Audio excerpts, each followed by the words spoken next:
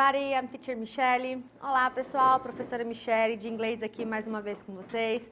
Hoje nós vamos dar sequência às nossas aulas falando sobre Reading Strategies. Já falamos de Skimming e Scanning, já falamos de cognatas e hoje nós vamos falar de Prediction e Inference. A predição e a inferência. O que é isso, professora? É a sua capacidade de adivinhar, de deduzir, de preencher espaços que às vezes não estão tão claros. A gente vai usar a inferência e a predição principalmente quando a gente lida com palavras desconhecidas, quando a gente está em dúvida entre uma alternativa e outra. E para a gente praticar essa predição e essa inferência, que é a dedução, a adivinhação, nós vamos sempre considerar o texto. Então, o texto que está lá na sua frente é a base, é ele que vai te oferecer o conteúdo. E junto com esse texto, o seu conhecimento prévio. O que você sabe daquilo? O que você conhece daquele assunto? De que forma que aquilo que você sabe com aquilo que o texto te ofereceu te ajuda nesse processo de inferir ou de deduzir e analisar aquilo que é desconhecido, tá bom? Eu às vezes falo para os meus alunos que a inferência e a predição é como se você fosse chutar. Você vai adivinhar, você vai tentar dar um palpite para, por exemplo, no caso da resolução de questão, tentar achar a resposta correta. Só que não é aquela adivinhação ou aquele palpite na doida, né, que você faz de qualquer jeito. É aquela ideia de você racionalizar, de você processar as informações que o texto oferece para que você tenha uma resolução, que você faça e tome essa decisão com base em alguma coisa. Tá bom? Então lembra, contexto mais o seu conhecimento prévio, bom? Questão de inglês, vamos começar pelo enunciado. Sempre cito isso para vocês, não esqueçam, sempre começa pela questão, porque a questão está em português. Nesse artigo de jornal, então ó, eu já sei que é um artigo de jornal é um texto informativo. Nesse artigo de jornal, Buenos Aires é representada como a capital argentina que. Então, olha que nesse texto, eu já começo a pensar o que eu sei sobre a Argentina?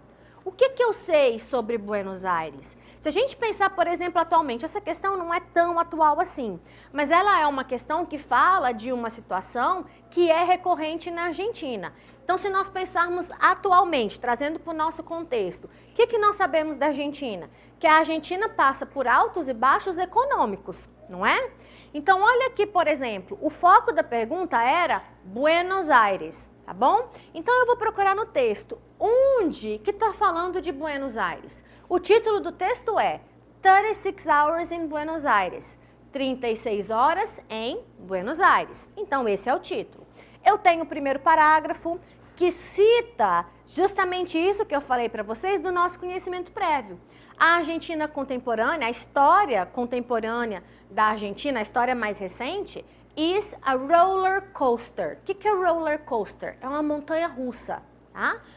Of financial booms and cracks, de tanto explosões financeiras quanto quebras, né? Falências, rupturas financeiras. Então, é ele destacando esses highs and lows, os altos e baixos. Mas lembra que a pergunta não é especificamente sobre a Argentina. A pergunta é sobre Buenos Aires, que é a capital. Olha bem aqui, ó. Buenos Aires, graceful, elegance and cosmopolitan, cool. Então, aqui eu tenho uma informação específica sobre Buenos Aires, falando que, apesar de tudo, desses altos e baixos, dessa mudança, né, das quebras e das vitórias financeiras que a Argentina enfrenta, Buenos Aires mantém esse ar de elegância, de graciosidade e esse ar cosmopolita. Vamos voltar para a questão, o texto continua, ó, tá? Ainda tem mais informação, mas muitas vezes vocês vão perceber que para responder a questão você não tem que ler o texto todo. É justamente aí que entra a ideia das estratégias de leitura. Você faz uma leitura direcionada. Isso te ajuda na forma que você gerencia o seu tempo na hora da prova e te ajuda também de você poder ter um tempo maior para aquelas questões que você tem mais dificuldade. Bom, então, olha só a letra B. Manteve sua elegância e espírito cosmopolita. Exatamente as palavras que estão lá no texto, ó.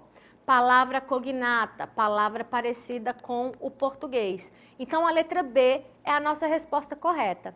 Viram? A pergunta era sobre Buenos Aires, localizamos onde falava de Buenos Aires, usamos nosso conhecimento para fazer a interpretação e encontramos a resposta, ok? Pessoal, nós encerramos por aqui. Até a próxima, fiquem bem e bye bye!